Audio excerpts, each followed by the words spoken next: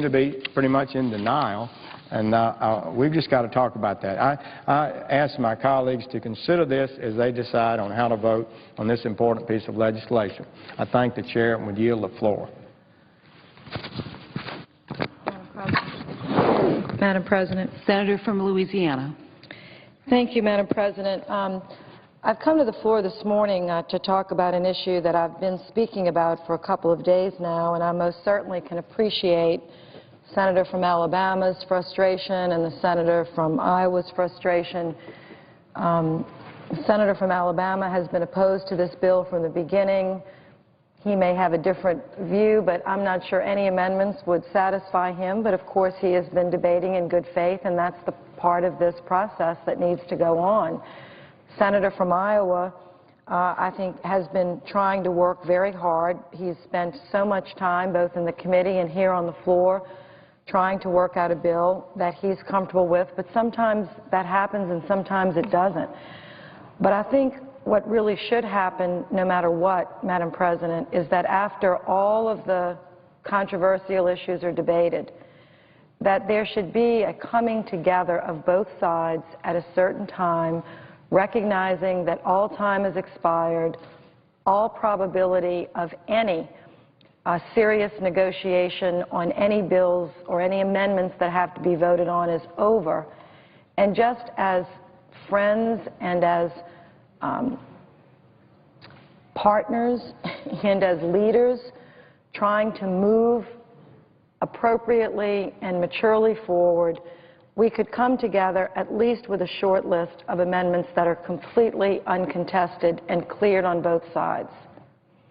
And I'm going to continue to ask for this because I think it will send a very positive signal to people that even though, things have broken down, some in the Senate, it's not completely broken. Now, just to frame this issue so people can understand why I might be, kind of not upset, but concerned about this, concerned is a better word, sincerely concerned, is that there have been 800 amendments filed on this bill. 800. 300 in committee, about 150 of which were debated and voted on or dispensed with. 500 have been filed on this floor. So in order for those amendments to get any consideration at all, which they really haven't in any large measure, goodwill has to prevail. And the goodwill has flown out of this chamber a long time ago. I'd like to get a little piece of it back. Just a little piece. I wish I could get all of it back. I wish that I could, we would act like we did 4 or 5 or even 6 years ago. It's not happening. Maybe it will.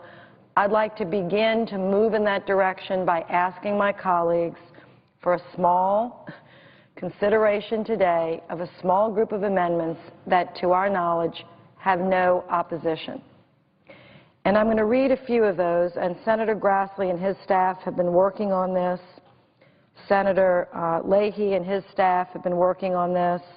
I provided a list to Senator McCain, to every member of the Gang of Eight, and I'm hoping that we can salvage some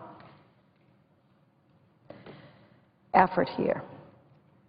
Now, what people might not realize when a major bill like this is being debated, there's a lot more going on besides what you see in committee or what you hear on the floor. The evidence of that would be that 800 amendments have been filed. Someone had to write every one of those 800 amendments. Staff worked very hard to think about ideas, not to derail the bill, but to help the bill. No draft is perfect. And staffers, very smart staffers and members, actually do read the text, come up with ideas to improve. One in particular, I had a hearing in my Small Business Committee. I notified the Immigration Subcommittee, Judiciary. We conducted our hearing with the blessing of the chair. We didn't talk about any of the major pieces of the legislation except for the 1 or 2 that talked about small business. And in all this discussion of major businesses needing skilled workers and these major businesses and hotel chains, I thought maybe someone could gather some information about what small businesses might need and maybe improve the bill. I'm supporting immigration reform. Many members, I think all Democratic members, I don't know of anyone that's not. There are some Republican members that are not supporting the bill, but there are some that are.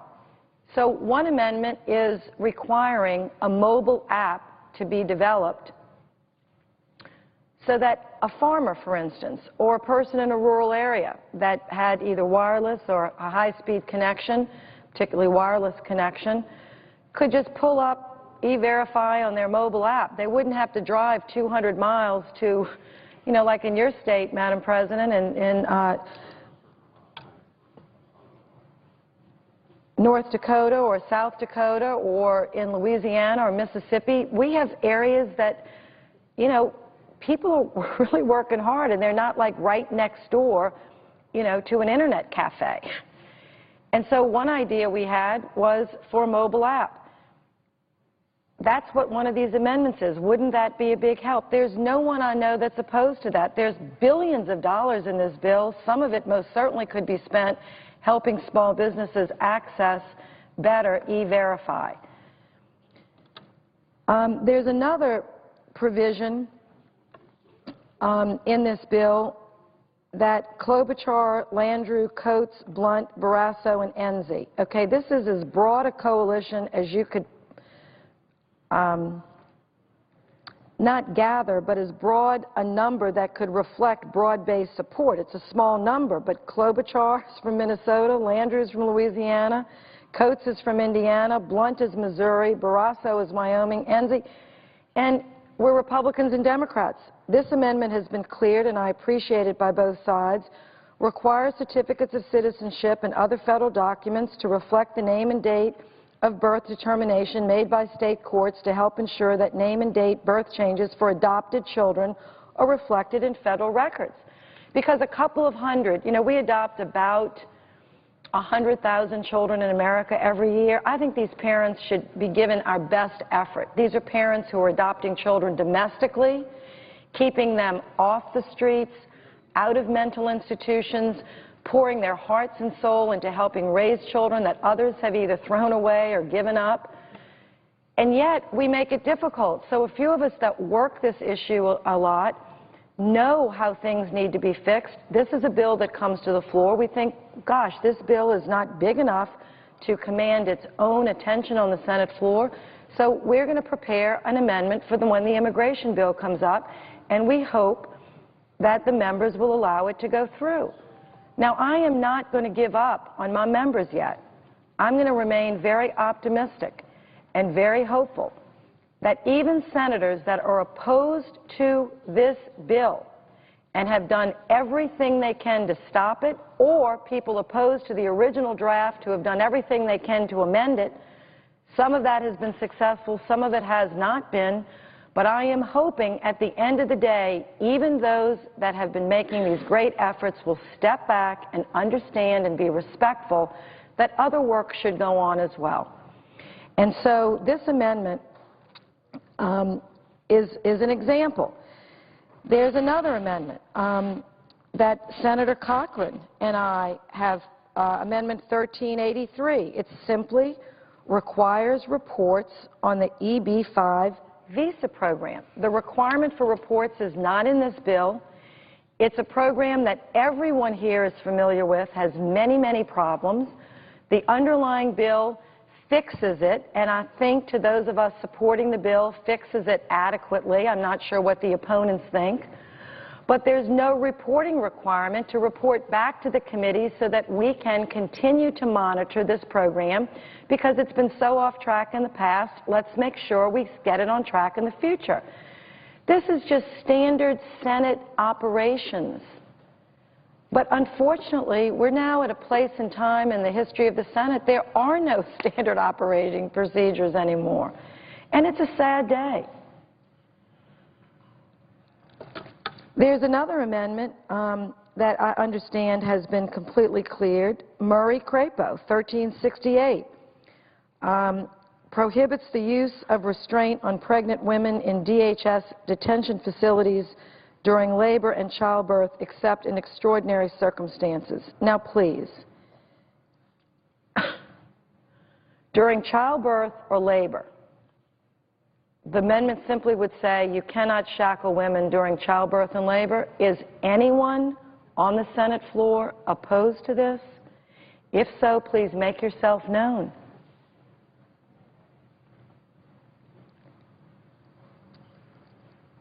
Nelson Wicker. This is a very important amendment to Senator Wicker, who is a Republican, Senator Nelson, who's a Democrat. I'm a co-sponsor of this amendment, but it's Senator Nelson's amendment. All he's saying, and I can't believe there would be anyone in this chamber that would disagree, since we're spending now, and I might need to ask the senator from Iowa to give me the final update on the number, because the number keeps going up. If the senator would just give me a number. How much are we spending, Senator Grassley? Would you mind giving me that number of on the border with the new amendment? Is it $46 billion? 46.3. $46.3 billion. On the border, southern border, California, Texas, New Mexico. Right, please. That's money totally be spent, not necessarily all on the border. Okay, I'm sorry. But about $30 billion of it was added in this amendment. For the border. Okay, $30 billion on the land border, and it could be somewhere between 30 and 46, and those numbers keep changing, so I'm sorry I don't have it right in front of me. But it's a lot of money. Senator Nelson's amendment says that at least $1 billion of that money be spent on maritime border security, not land border, because if you, as he said so eloquently, yes, if you continue to put up fences and borders on the land and make it secure, which we all want to do, there are maritime assets that need to be stepped up. I think most everybody understands that and would say that's a very good amendment. Now, these are amendments that don't need to be voted on. I'm not asking for votes on these amendments. They don't need to be voted on. They would normally go in just a consent, a voice vote in block. No votes required. Now, there might be, out of the, as I said, 800 amendments, this list has less than 45. Out of 800, 45 amendments that might not need, that probably don't need any vote, no time, just a simple, it's a consent. And staff has been given these and looked at these amendments. So I am going to continue to come to the floor today in hopes that after the leaders negotiate on the contested amendments and whether they're going to get votes on the big, and I have a list of the contested amendments. It looks quite different than the list I'm talking about. The list that is being contested has names like, and I'm going to read them straight down, Vitter, Vitter, Vitter, Vitter, Vitter, Vitter, Vitter, Lee, Lee, Lee, Lee, Cruz, Cruz, Cruz, Cruz, Cornyn, Cornyn, Cornyn, Cornyn. That's a list. There's another list, Chambliss, Portman, Vitter, Vitter, Inhofe, Toomey, Fisher. These lists are lists of members that really believe that they need to get a vote on their amendments. I would like them to get a vote.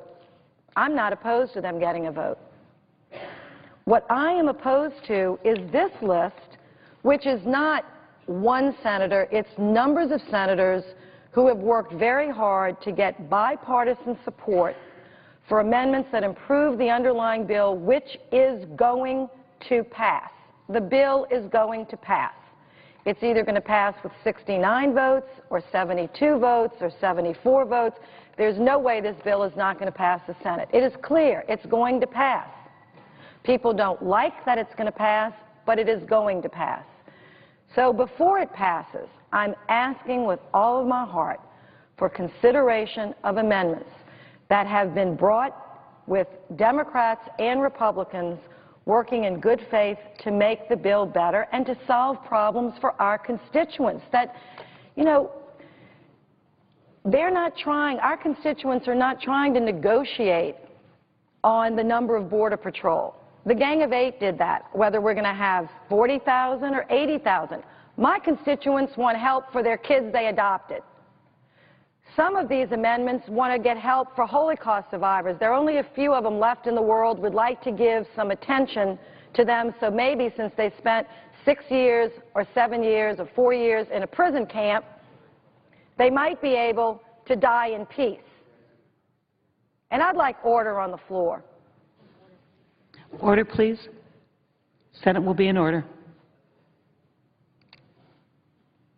You know, and I'm about, and many colleagues here have sort of, you know, gotten to the point where we really, really would like to try to get back to a place where after all the fighting is over, all the yelling is done, all the posturing is done, all the message amendments are done, that we could at least trust each other enough to have a consent package of things that would be helpful to the people we represent. That is a simple request.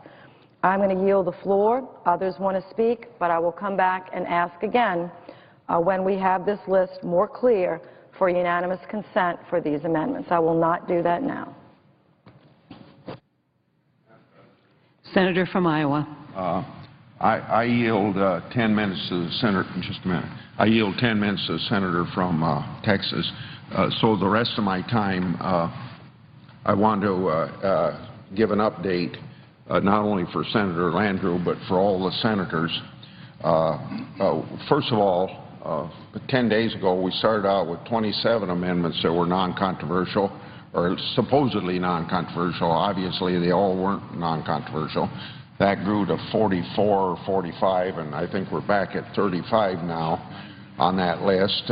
Remember, about 14 of those were included in the Hoeven-Corker amendment.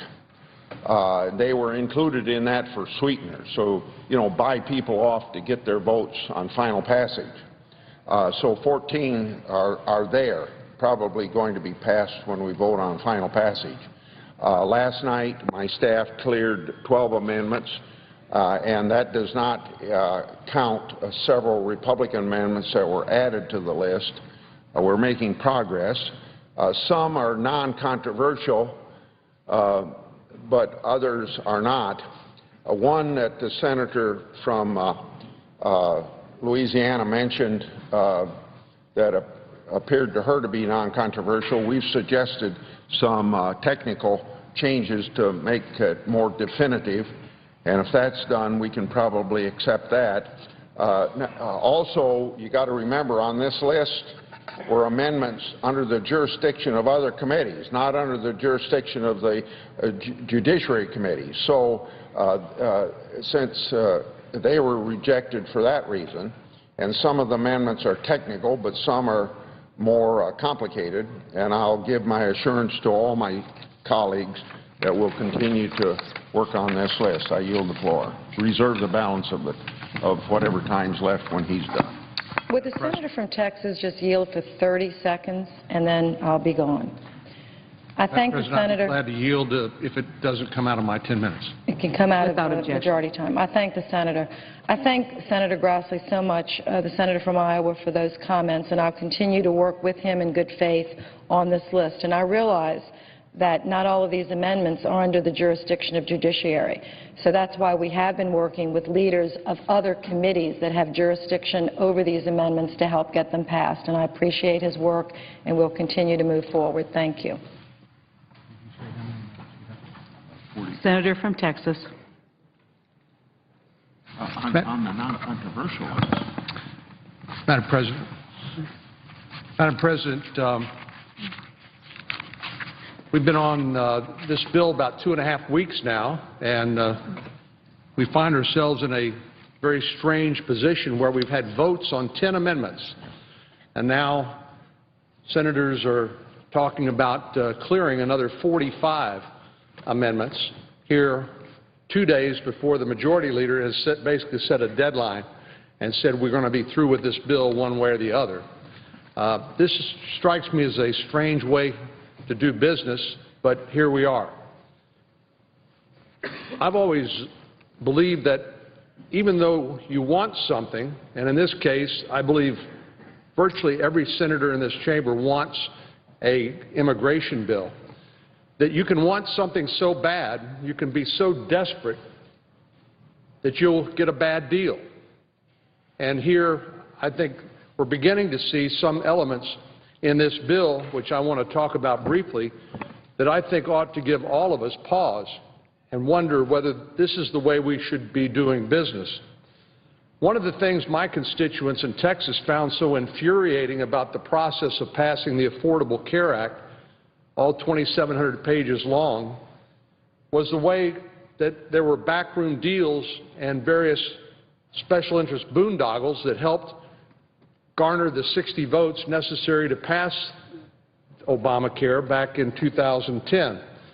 Some of them became somewhat famous. The Cornhusker kickback, Gatorade, the Louisiana Purchase. They became symbols of Congress's irresponsibility when it came to discharging our duties as members of the United States Senate. It suggested that if, in fact, individual members got sweeteners that were sufficient to get their vote, that was the way we ought to be doing business. Unfortunately, we're starting to see similar tactics break out here on this immigration issue, suggesting that some members are so desperate to get a deal, any deal, they're willing to take a bad deal, one in which none of these standing alone would pass muster or scrutiny. Immigration reform is a nationwide challenge, and immigration reform should promote the national interest, not the special interests of individual senators or any region or state or lobbying group. Yet when we look at the underlying bill, I see a litany of de facto earmarks, carve-outs, and pet spending initiatives. And I know that because we've been in such a rush since last Friday to move to the designated deadline the majority leader has set for this bill, that there may be many members who are unfamiliar with these special carve-outs, de facto earmarks, and pet spending initiatives. So I want to just talk about a few of them. For example, the bill directs $250 million from the Comprehensive Immigration Reform Trust Fund to boost immigration-related prosecutions in a single sector. There are 9 Border Patrol sectors, but the Tucson sector is the surprise beneficiary of $250 million in a special earmark in this bill. And I would just ask the simple question, don't all of the border sectors need increased funding for prosecutions? Well, I believe the answer is yes. And so carving out the Tucson sector for special treatment, I believe, is entirely inappropriate. And so we see that even longtime opponents of earmarks are now co-sponsoring legislation that's filled with a de facto earmark, including one that benefits their states alone. We wouldn't see this sort of thing, I believe, if we had a standalone bill, but jammed in here in order to get the maximum number of votes, you see strange things happen. This bill also creates a bureaucracy to determine which occupational categories should be prioritized under the new guest worker program. However, it requires a new bureaucracy to automatically designate Alaska seafood processing as a shortage occupation that receives special treatment. We might as well call this the Alaska Seafood Special.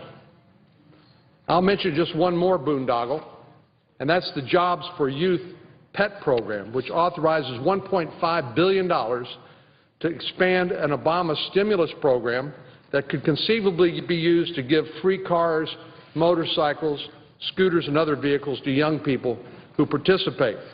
And I'm referring to the page 1182 of the Jobs for Youth Amendment. It's Title V under the bill, which says the funds made available under this section shall be used, including to provide, may be used to provide supportive services such as transportation or child care that is necessary to enable the participation of such youth in the opportunities. So this is an open-ended invitation, I believe, to take this $1.5 billion and to use it for purposes that I think many of us would cringe at if we really understood it. I want to make 2 final points about the spending in the bill. First, we're going to be asked to waive all 11 budget points of order under the bill. At a time when there's bipartisan concern about our fiscal standing, a time when our debt is $17 trillion, we have been, I think, pretty good recently in not waiving budget points of order, recognizing on a bipartisan basis that it's important that we hold the line against increased deficit spending and increased debt. But we're going to be asked to vote to essentially violate our own PAYGO rules in waiving the budget points of order, busting the Judiciary Committee's spending limit, and to designate certain spending as emergency spending, even though it's obviously not. So much for fiscal responsibility. Supporters of the underlying bill continue to argue that this legislation will actually reduce the federal deficit. It's a bizarre situation where you can spend almost $50 billion and claim that it actually reduces the deficit, but that's the argument. And yet, as I explained on Monday, the only way you can transform this bill into a deficit reduction bill is by double counting more than $211 billion worth of Social Security revenue. In other words, the money paid in terms of Social Security taxes is eventually going to have to be paid out in benefits.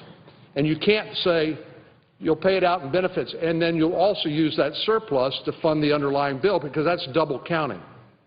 Indeed, the bill assumes that the very same pot of money can be used to fund new spending initiatives and fund these future Social Security benefits. But only in Washington can you get away with such magical accounting techniques. In the real world, this bill actually increases the federal government's on-budget deficit over the next 10 years. So I'm just suggesting that in our rush to get a bill, that we're making concessions that we ordinarily would not make on standalone legislation, whether it's in these sweetener provisions, the de facto earmarks and special carve-outs, or in double counting revenue. But to add it all up, you're left with a bill that's chock full of de facto earmarks, pork barrel spending, and special interest sweeteners, a bill that increases the on-budget deficit but fails to guarantee a border that's secure and offers only promises, which historically Congress has been very, very, very, very bad about keeping. Does that sound like real immigration reform? I know we can do better, and I know we must do better if we're ever going to solve our biggest immigration problems. Again, Madam President, I would love to support an immigration reform bill. Unfortunately, the way this bill is shaping up, I cannot and will not. But my hope is that the House of Representatives, when they take up this issue on a step-by-step basis in smaller increments that people can actually read and understand, that by working through this issue in the House, eventually we'll be able to come up with a conference committee that will produce a responsible immigration reform bill, one that doesn't offer de facto earmarks and various sweeteners to people who will support it, but one which will stand on its own merits and one which will not bust the budget by double counting Social Security funds paid into the bill in the future. Madam President, I would yield the floor. Madam President. Who yields time? It's my understanding that Senator Leahy is yielding time. Senator Landrieu is yielding time. Somebody's yielding time. Senator is recognized. Senator from Tennessee. Thank you, Madam President. I want to speak today on the amendment. I know the senator from Texas, my friend, someone I respect, made numerous comments about the bill. But actually, the vote we have today is about the amendment, the border security amendment that has been negotiated and a lot of people have worked on. Some of his comments I know refer to some portions of the amendment. Mostly he was talking about the bill itself. But the issue before us today is the border security amendment that the senator from North Dakota and myself and many others worked on. So I want to just put this in context if I can. 15 days ago in the Republican caucus at what we call our conference lunch, there was a discussion about ways of trying to make this immigration bill better. The senator from North Dakota had a base bill dealing with border security, and many of us at that time talked about the fact that what we could do is take a base border security amendment, expand it, and try to accommodate many of the desires of people in our caucus. Will the Senate be in order, please?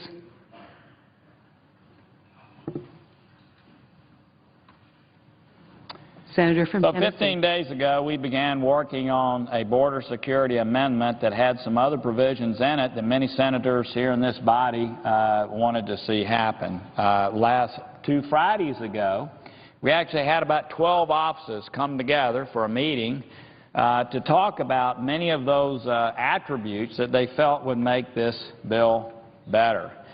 And so we developed over time a 115-page amendment, some people say 119-page amendment, dealing with not just border security, but many issues that people in this body thought would make this bill be better.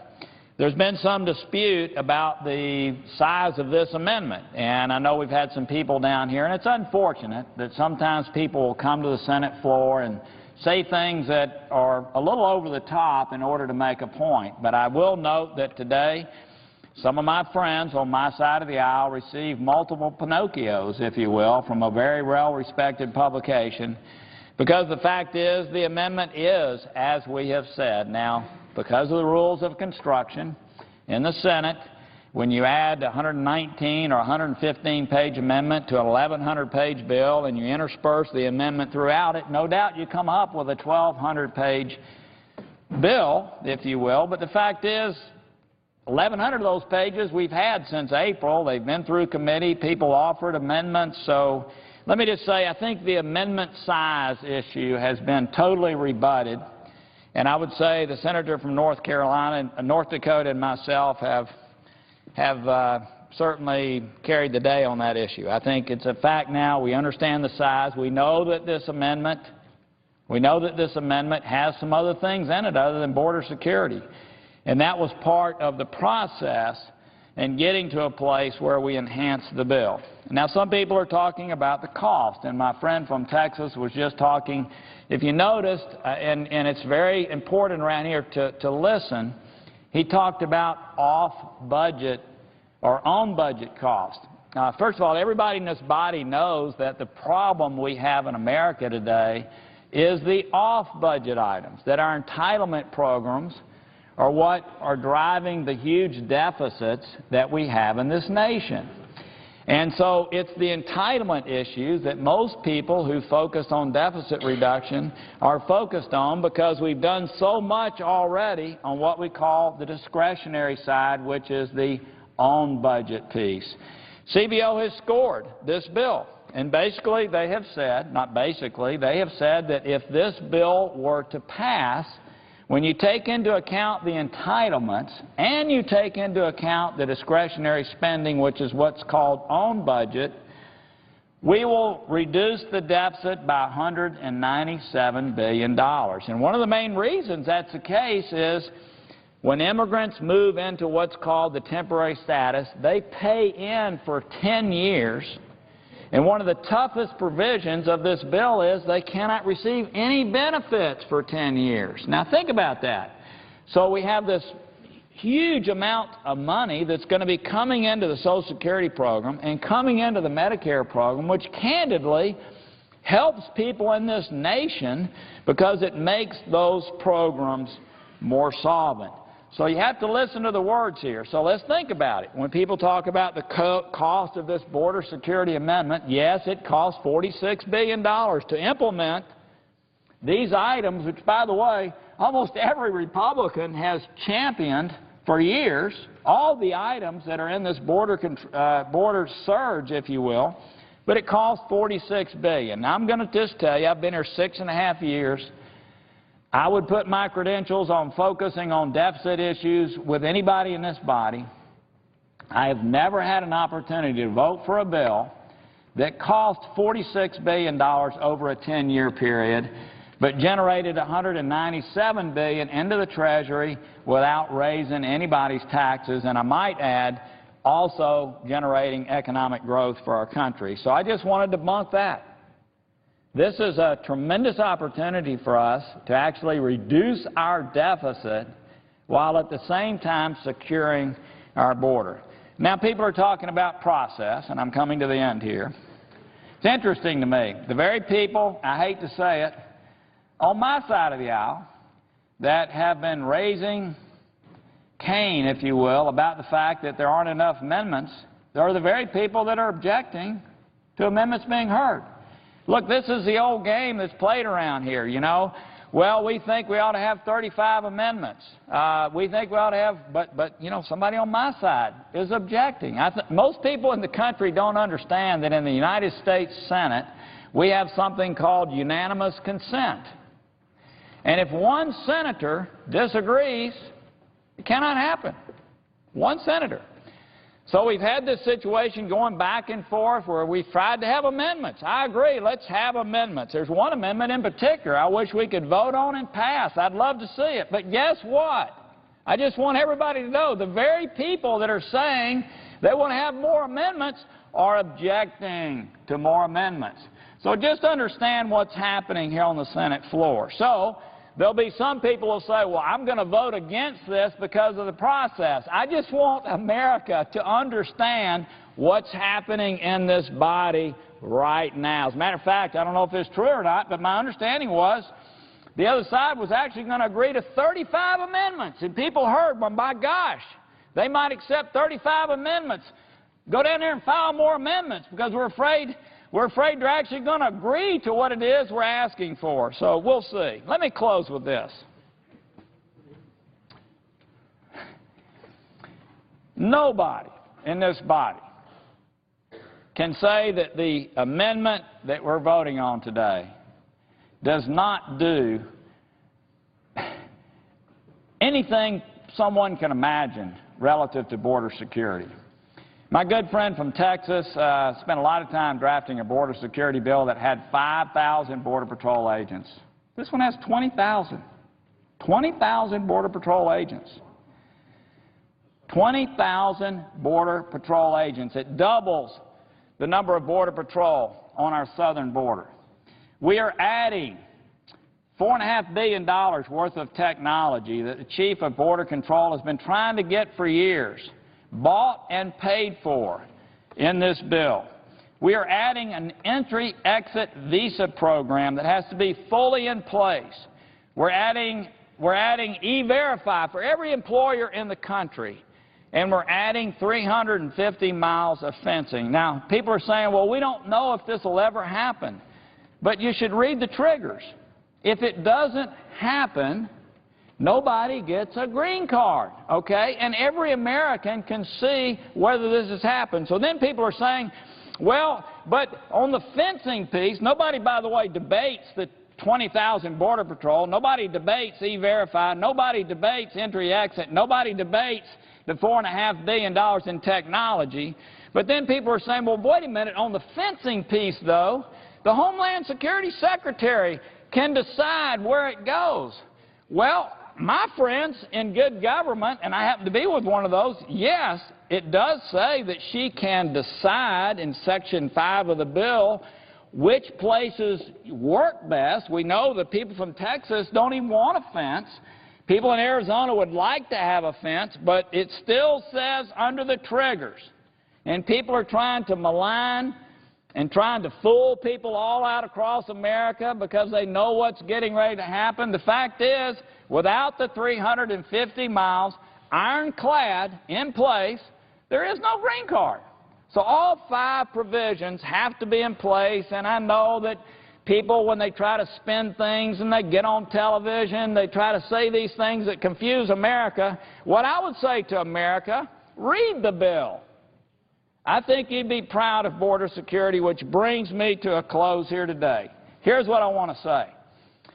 On the procedural vote that took place 2 days ago, every single Democrat voted to end debate on this border security measure. We had 15 Republicans that voted for that. The process issue is behind us, and today we're voting on the amendment itself.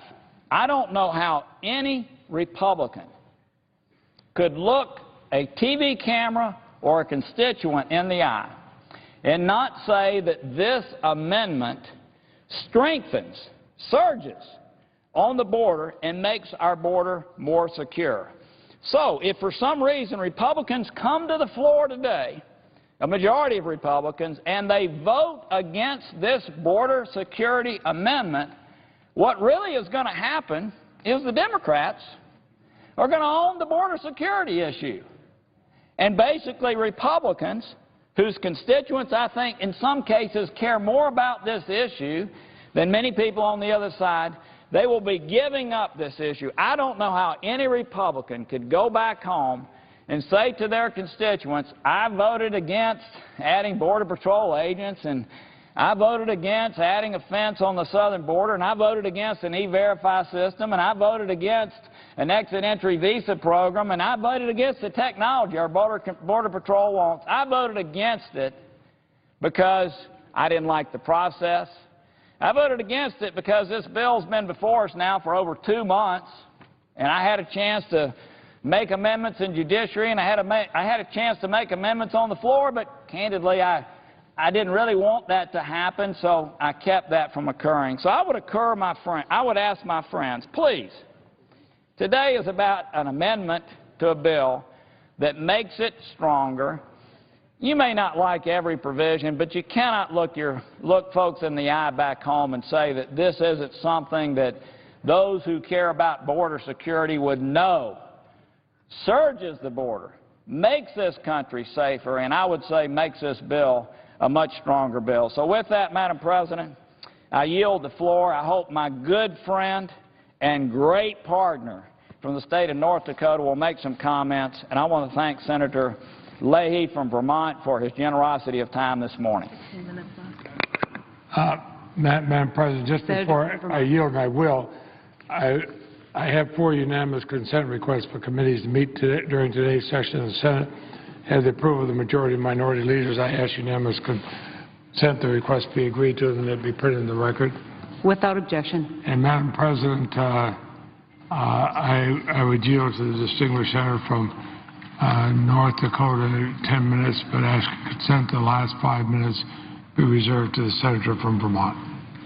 Without objection. Madam President, I'd like to thank the distinguished senator, and I would like to particularly thank my distinguished colleague from the state of Tennessee for all his work on this border surge amendment. That's what we're talking about, is a border surge amendment. The amendment we've offered, Hoeven Corker, is about securing the border first. And as the good senator from Tennessee just described, that is absolutely the focus of what we are doing here. And we're willing to work with everybody on both sides of the aisle, in this body and in the House, to come up with legislation that secures the border. We believe that's what Americans want. That's what we're working so hard to do. What I'd like to start with, though, this morning in terms of my comments is this budget point of order that we're going to be voting on here in just a few minutes. And I'd like to cite right from the Congressional Budget Office report. So I'm going to just take facts, statistics, right out of the CBO report. Because as the good senator from Tennessee explained just a minute ago, so much of this is getting either misunderstood or misinterpreted. So let's go right to the CBO report, and let's just look at exactly what it says. So according to CBO, it's clear that this legislation will reduce our deficit. The CBO report shows that in the first decade, there's $197 billion provided from this legislation that we can use for deficit reduction, less, obviously, as Senator Corker so well just explained a minute ago, we are putting significant resources into securing the border. So if you take out that additional $40 billion that our amendment costs to make sure we secure the border, to make sure we have E-Verify system, to make sure that we have electronic entry and exit at all of our airports, international airports and seaports, deduct that $40 billion, that's $157 billion we have available in the first decade. And according to CBO, in the second decade, $700 billion. So that's about $850 billion over the next 2 decades that's available to help us reduce the deficit, and that's after putting the 5 triggers in place that we provide in this legislation to secure the border first. That means a comprehensive southern border strategy, 20,000 additional border agents, 700 miles of fence in total, 350 in addition to the 350 we have, a national mandatory E-Verify system, and electronic entry and exit identification must be in place, as I said, at all international airports, and seaports. And these things must be done up front. These triggers must be met, and illegal immigrants must be in provisional status for 10 years before anyone can get green cards, other than dreamers or some blue card ag workers. So the cost of border enforcement is paid for, and we still have $850 billion available for deficit reduction. So you might ask, well, why the budget point of order then? Why the budget point of order when we're trying to get the debt and the deficit under control? Well, the budget point of order goes to the amount of dollars coming in on budget and off budget. And what do we mean by off budget? That means entitlement programs. And so the amount of dollars coming in don't match up with what's exactly in the budget now, both on budget and off budget. But that's understandable, isn't it? This is new, significant legislation. So of course we have to adjust the on budget and the off budget to account for this $850 billion, which we didn't have before. Okay? Almost $1 trillion now that we have. Okay?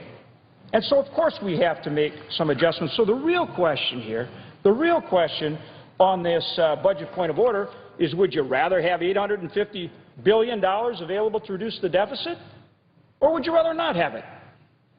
Because if you don't pass the legislation, you don't get the $850 billion in funds to help with deficit reduction.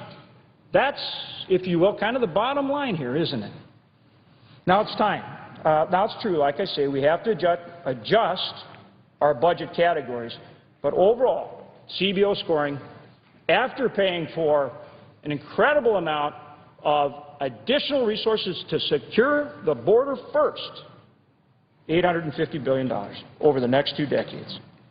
Also, this funding strengthens entitlement programs, right? Why? Because the funding we're talking about is paid into Social Security and Medicare. Now, CBO shows that in both the first decade and the second decade, more is paid into those programs to make them solvent. But opponents say, well, yeah, sure. But more is paid in, but those payers someday are going to get benefits, so they're going to take it out. But CBO shows that the amount being paid in is more than the benefits being paid out, and that the amount is on a growth trajectory, not the reverse, meaning more is paid in the second decade than the first decade, so we make those programs even more solvent, and it gets us on the right trajectory. That's why we should defeat the budget point of order. Because quite simply, we want the $850 billion to help reduce the deficit. And that's the real issue we're dealing with here. Also, I want to take just a minute again to address the GDP, GNP, wages, and unemployment. Again, I just want to quote from the CBO because I really believe these things are getting misinterpreted. GDP, gross domestic product. First decade, it grows 3.3% more with the legislation. In the second decade, it grows 5.4% more, okay? Now, GNP, gross national product, per capita, in the first 10 years, 0.7% less. It's true in the first decade, but after that, we get more GNP. So long-term, more GDP, more GNP. Unemployment. Unemployment, this talk about reducing or increasing unemployment, 0.1% in the first 10 years, or in the first 6 years. As you adjust, after that, no difference in unemployment. Same thing with wages. Initially, 0.1% lower because you've got immigrants coming in who earn a lower wage.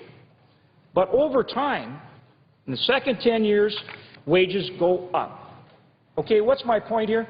The point is that for all of these categories, in all 4 of these categories, we do as well or better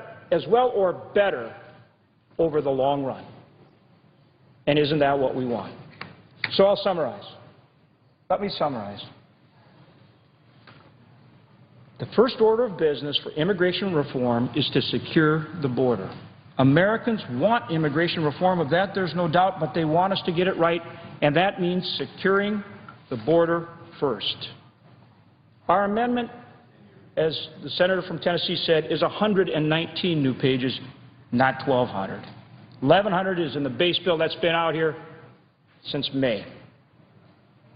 Our amendment secures the border with 5 tough provisions or triggers that must be met before green cards are allowed. And we've talked about that. A comprehensive high-tech plan on the southern border must be in place. 20,000 border agents, a total of 700 miles of fence.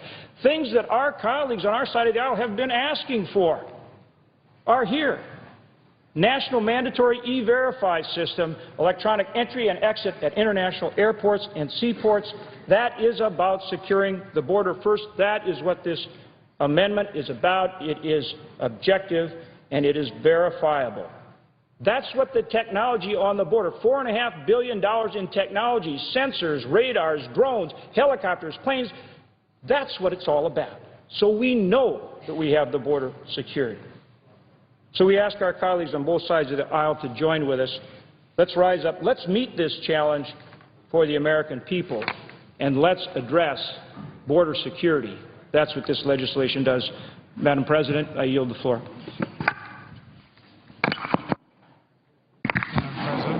Senator from Vermont. Madam President, the Hoeven-Corker amendment is subject to a budget point of order because it increases net on-budget deficit over both the 5- and 10-year periods and exceeds the Judiciary Committee's allocation for direct spending. But on-budget effects do not take into account the significant off-budget savings. And last week, the nonpartisan Congressional Budget Office concluded our bill is going to help us achieve nearly $1 trillion in deficit reduction. And we also have learned that the Hoeven-Corker amendment would significantly increase our border security and would, as the CBO said, I say to my friends from Tennessee and North Dakota, said the amendment would reduce both the illegal entry into the country and the number of people who stay in the country beyond the end of their authorized period. So when we vote on the waiving the point of order, I will vote to waive it because the Hoeven-Corker amendment and the overall amendment will spur job growth and will dramatically reduce our deficit. And then we're going to vote on the substitute. Now, the substitute is a product of many months of hard work and bipartisan collaboration and a very transparent process. No one should oppose the cloture motion on the committee-reported substitute as amended. The Senate Judiciary Committee held lengthy and extensive public markup sessions to consider the Border Security, Economic Opportunity, and Immigration Modernization Act, S-744. This was after a couple dozen hearings over the last year and a half. We did it in as transparent a way as possible. 300 first-degree amendments were filed. We had them online for a week and a half before the Senate Judiciary Committee even took up the bill. And over the course of 3 weeks, we debated the bill for nearly 40 hours. We often worked late into the evening. That was online. That was streamed. That was open to everybody, and certainly the thousands and thousands and thousands of emails that came in from all over the country show people were watching. The committee considered a total of 212 amendments. We have 212 amendments during that time, 136 of which were adopted. Every member of the committee, Democratic or Republican, who filed amendments to the legislation was afforded the opportunity to offer multiple amendments. Nearly every member of the committee who offered an amendment had an amendment adopted in both parties. All but 3 of the amendments adopted passed on a bipartisan vote, and the committee reported the legislation by a bipartisan vote of 13-5. So I said the public witnessed what we did. They saw it streamed live on the committee's website. They saw it broadcast on C-SPAN. All our amendments were posted. And as we had developments, it was reported in real time. And members from both sides of the aisle praised the transparent process and the significant improvements to the bill made by the Judiciary Committee. Now let me also compliment the ranking Republican on the committee, the senior senator from Iowa, Senator Grassley. We were on different sides of the legislation, but we worked very well together. We talked numerous times throughout the whole markup to make sure that it would go. He would come to me with times when some of their members had to be out for one reason or another, other committees, we worked around that. We made sure that everything went, we made sure that neither side was surprised. And I appreciate the cooperation I received, Senator Grassley. I think it was one of the reasons we could actually show the Senate the way the Senate is supposed to work. So I hope that colleagues will vote for the committee report as substitute as amended. You know, this is one of our nation's toughest problems. But we weren't elected to do easy things. In fact, if all we have are easy things, I don't know why anybody would want to be in the United States Senate. We were elected, the men and women of this body, from all over the country, in both parties, philosophical differences, we're supposed to fix our nation's toughest problems. And we're on the eve of coming one step closer to fixing our nation's broken immigration system. And I hope the vast majority of senators will vote yes. There has been a great deal of work in this. Is this bill perfect? No. Is any bill perfect? No. Is this much better than what we have today? Yes. Is it exactly the bill that I would have written? No. It's not the bill Senator Grassley would have written. It's not the bill any one of us individually would have. But we are not a monarchy. We're not a dictatorship of one. We have 100 people here representing over 300 million Americans, and we are supposed to mold as well as possibly the sentiments and needs of 300 million Americans, but also the aspirations of those who would be Americans, like my grandparents and my wife's parents, and even members of this body. And so, Madam President, I hope that one, we will waive, and then secondly, we will vote for the amendment as with the substitute. And I believe we're ready to vote. I got 52 seconds left. Oh, I'm Senator's sorry. time has Senator from expired. Iowa. Senator from Iowa. 52 seconds I have left. Thank you very much. First of all, to my Republican colleagues who have just spoken, I raise a question rhetorically. What happens if 19,000 Border Patrol agents are never hired or deployed? Well, the people who are here have been legalized to RPI status. It's quite obvious they're not going to be removed. And then to another senator that keeps talking about border security. We're going to have border security. Well, you're going to have border security under this amendment 10 years down the road, not today. The Grand Compromise makes false promises. It may throw more money at the border, but there's no accountability to get the job done. We need to see results, but the only results that we're being assured is legalization first, border... Senator's time has expired. The Majority Leader. I'm going to use some of my leader time so I can talk. I don't want any of that in there. We're going to begin a vote in just a few minutes to waive the Budget Act, and then we're going to have two more. One is on adoption of the Leahy Amendment as modified, and cloture vote on the committee-reported substitute amendment. Madam President, I mentioned on the floor this morning the work done by the Gang of Eight. Extremely important. As I indicated at that time, as I look at the Republicans and Democrats who did this, I don't know anything in it for them politically. It was done because they believed that the immigration system is broken and broken badly and needed some repair work, and they did a remarkably good job. But I would like to add to that the senator from Tennessee, the junior senator from Tennessee, Senator Corker, and Senator Hoeven. What they have done to help us with this bill is remarkably important and good. Could we have passed this without them? Maybe. But the point is, They have strengthened this legislation because always, when I worked on this 7 years ago, always the issue is there going to be a secure border. What they have done is made that without any question a fact. And so I admire what they've done.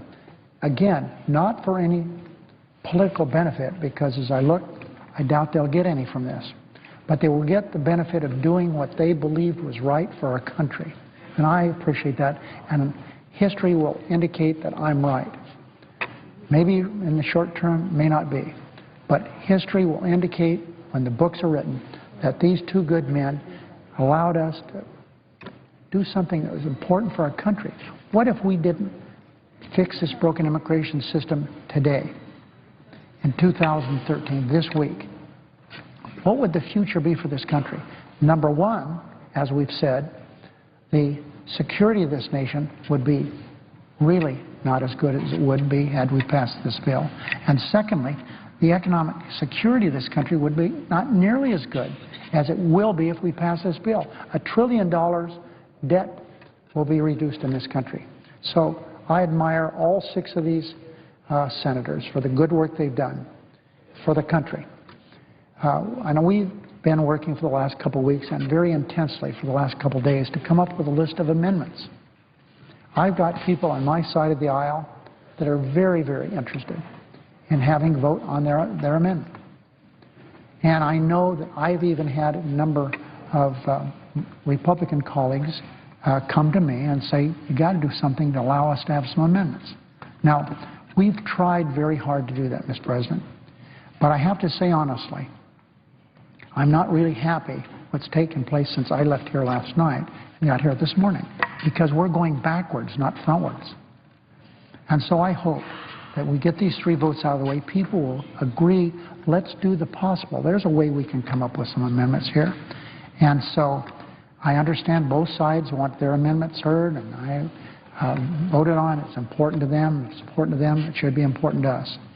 So we're going to continue to work on this to see if we can come up with a list of amendments.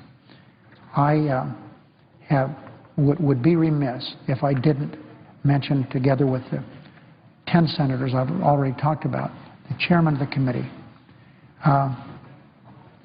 We wouldn't be where we are without a fair, open markup. That isn't the way it always is around here. This man is a president pro tem of the Senate. He's the chairman of the committee. He has a lot of power. He could run that committee any way he wants. That's the way it is here.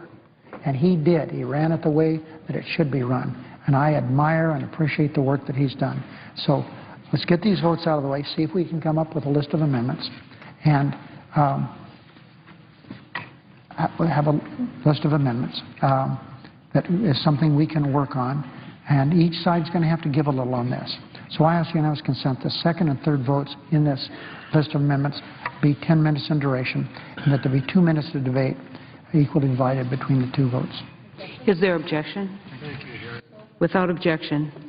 Under the previous order, all post-cloture time has been expired. Amendment number 1551 is withdrawn, and the question occurs on the motion to waive budget points of order for consideration of this measure. The yeas and nays are ordered. The clerk will call the roll.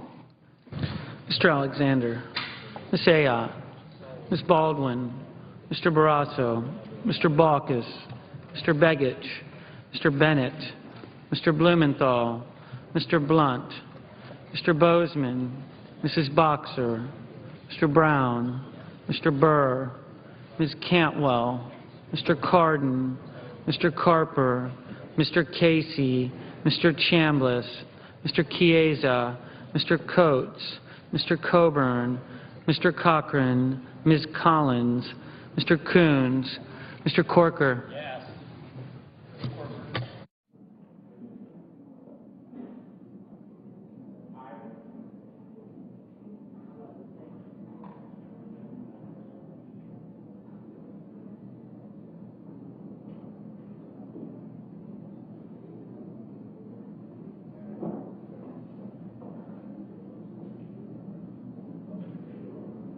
Mr. Cornyn.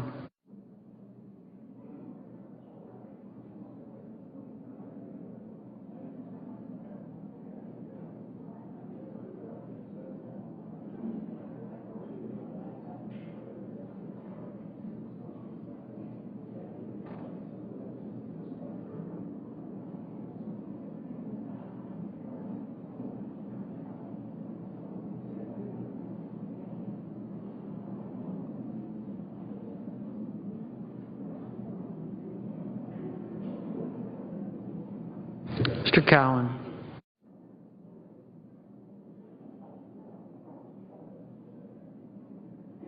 Mr. Crapo.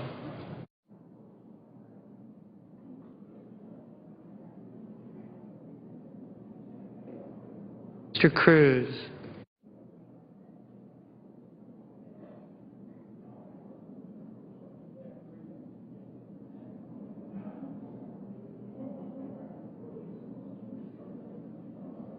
Mr. Donnelly.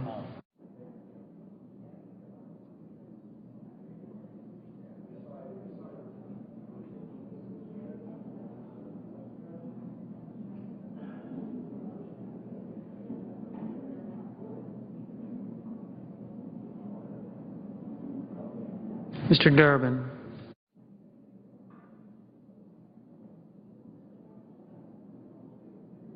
Mr. Enzi.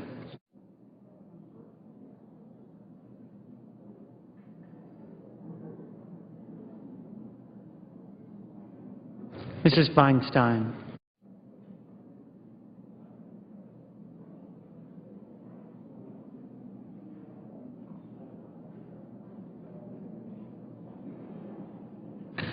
Mrs. Fisher.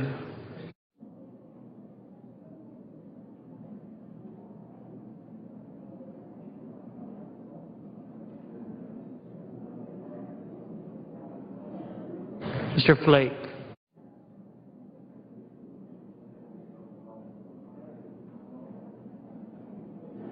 Mr. Franken.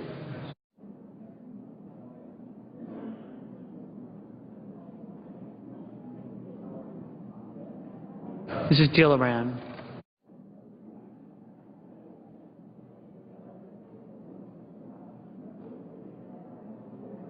Mr. Brown.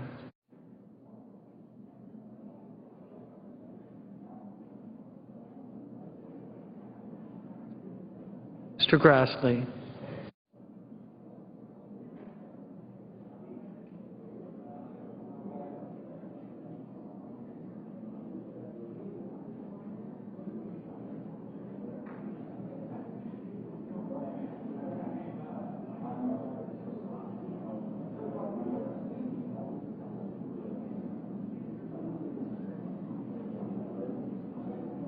Mrs. Hagan.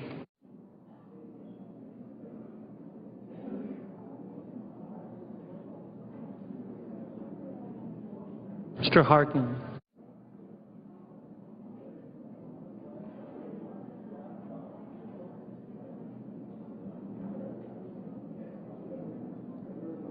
Mr. Hatch.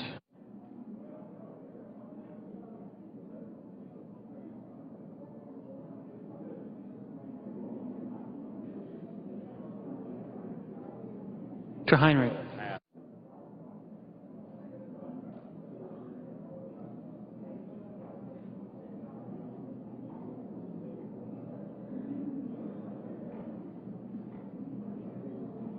Ms. Heitkamp.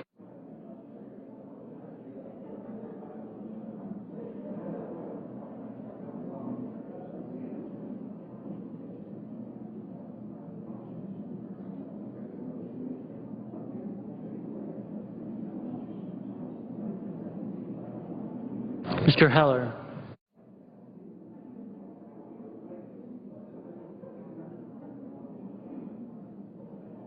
Ms. Hirono.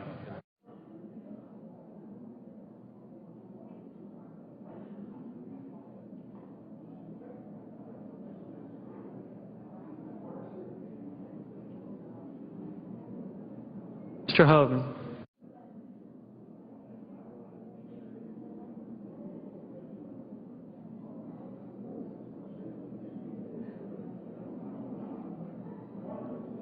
Mr. Inhofe.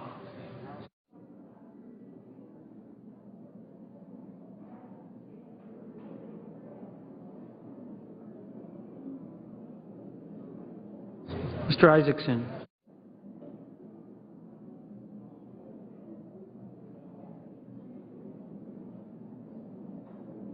Mr. Johans.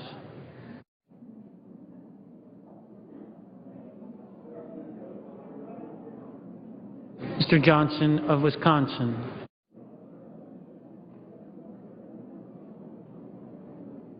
Johnson of South Dakota.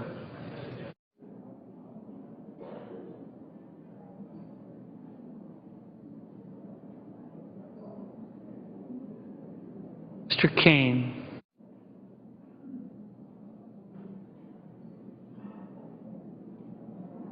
Mr. King.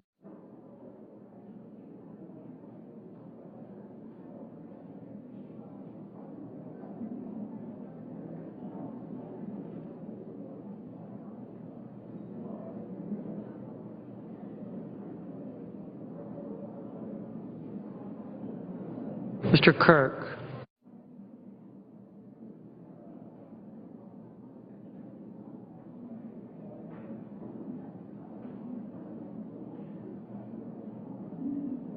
Ms. Klobuchar.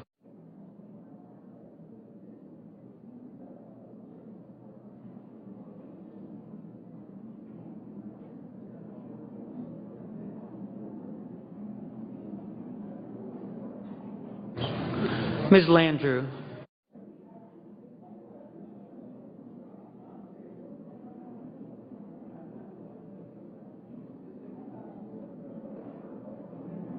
Mr. Leahy.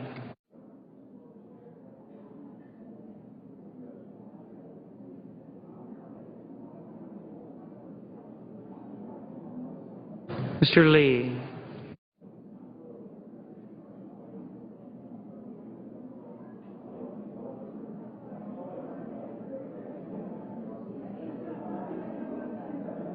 Mr. Levin.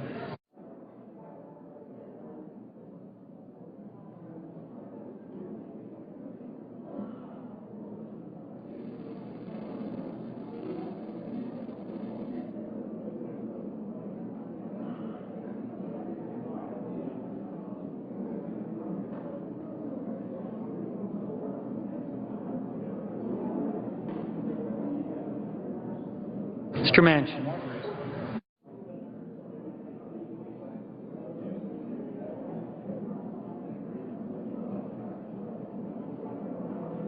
Mr. McCain.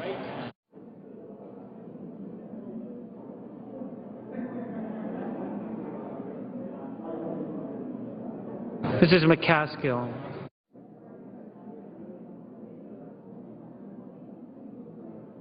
Mr. McConnell.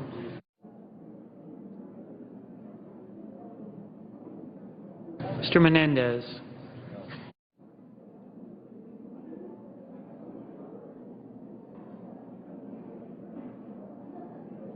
Mr. Merkley.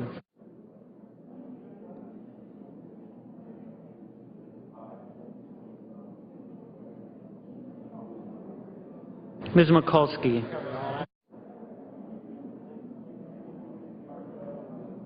Mr. Moran.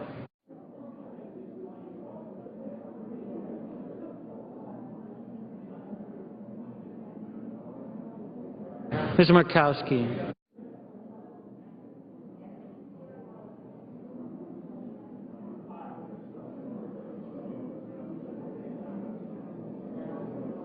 Mr. Murphy. Mrs. Murray.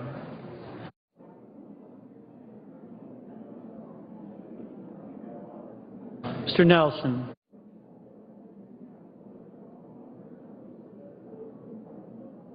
Mr. Paul.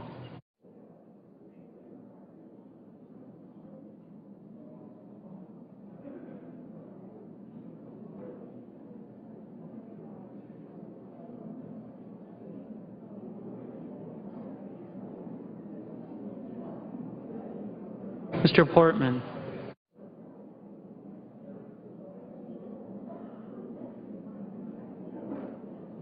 Mr. Pryor.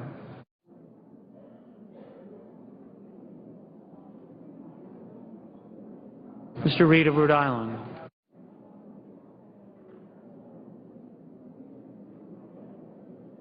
Mr. Reed of Nevada.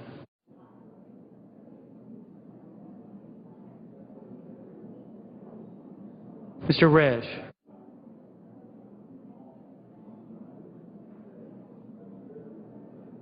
Mr. Roberts.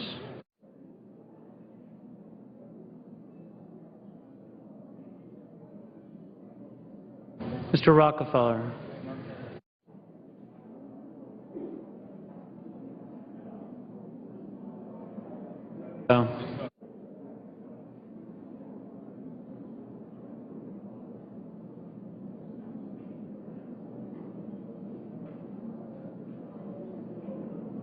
Mr. Sanders.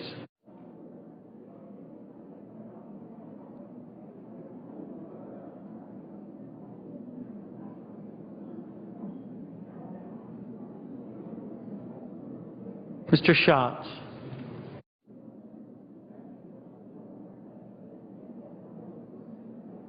Mr. Schumer.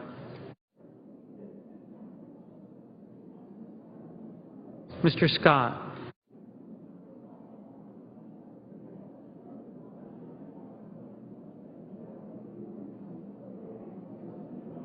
Mr. Sessions. Mrs. Shaheen.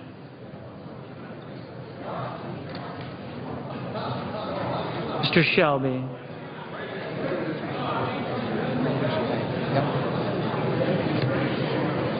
Hello. Ms. Stabenow.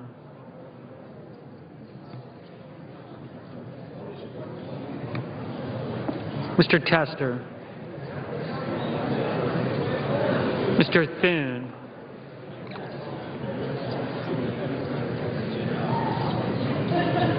Mr. Toomey.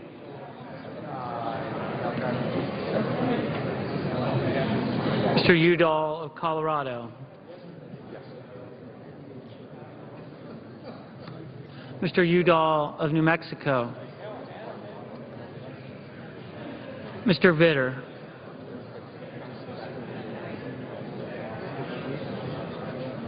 Mr. Warner.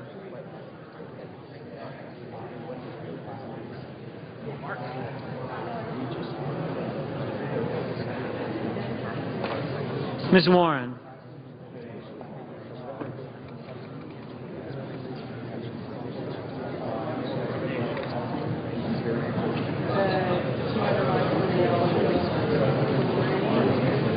Mr. Whitehouse. Mr. Wicker. Mr. Wyden.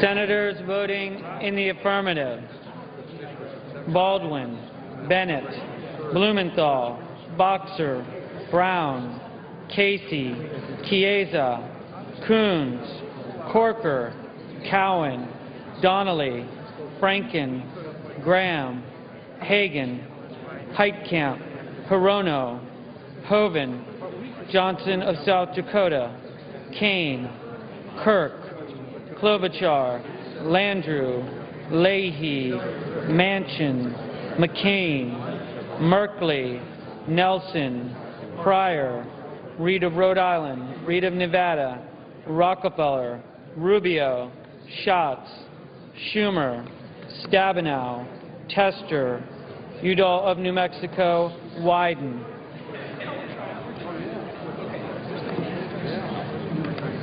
I want to do whatever Toomey does. Mr. Heller, aye. Mrs. Shaheen, aye. Mr. King, aye. Senators voting in the negative: Coates, Coburn, Cornyn, Crapo, Fisher, Grassley, Isaacson, Johans, Johnson of Wisconsin, McConnell, Risch, Roberts, Scott, Toomey, Vitter, Wicker.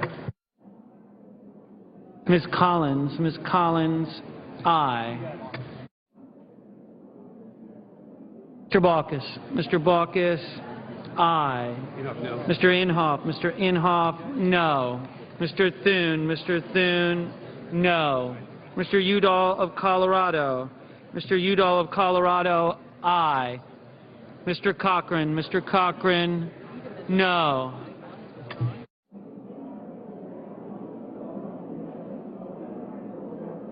Mr. Hatch, aye. Mr. Cruz, no. Ms. Ayotte, aye. Mr. Warner, aye. Mr. Moran, no.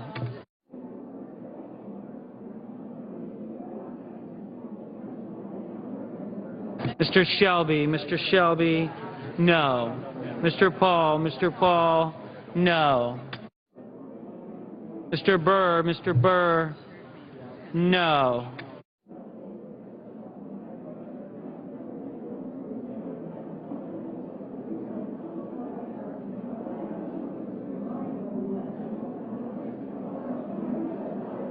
Mr. Sessions, no. Mrs. Murray, aye. Mr. Levin, aye. Mr. Whitehouse, aye. Mr. Carper, aye. Mrs. McCaskill, aye. Mr. Cardin, aye. Mr. Portman, no.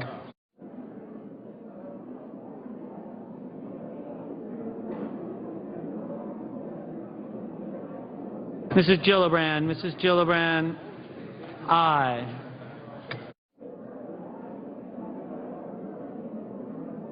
Mr. Heinrich, aye.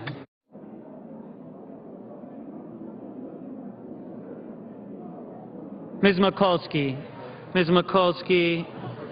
aye. Mr. Sanders, aye.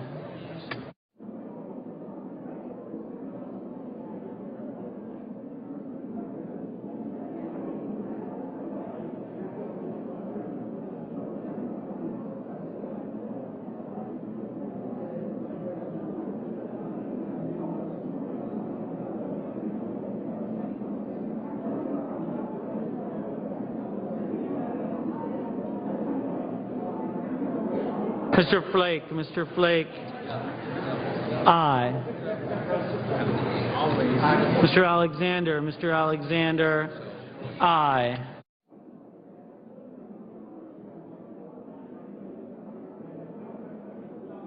Ms. Warren, aye.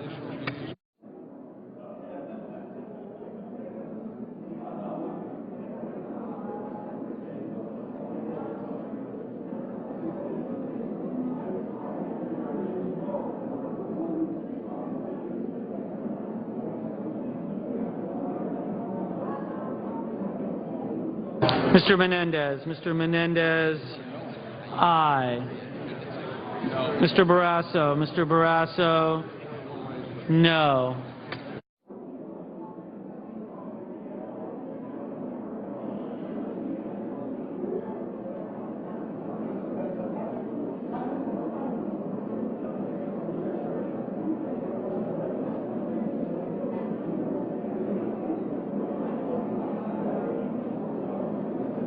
Ms. Markowski, aye. Mr. Murphy,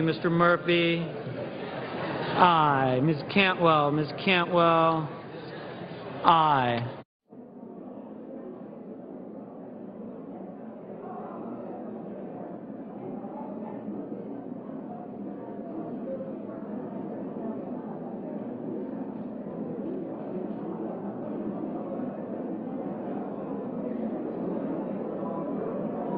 Mr. Harkin,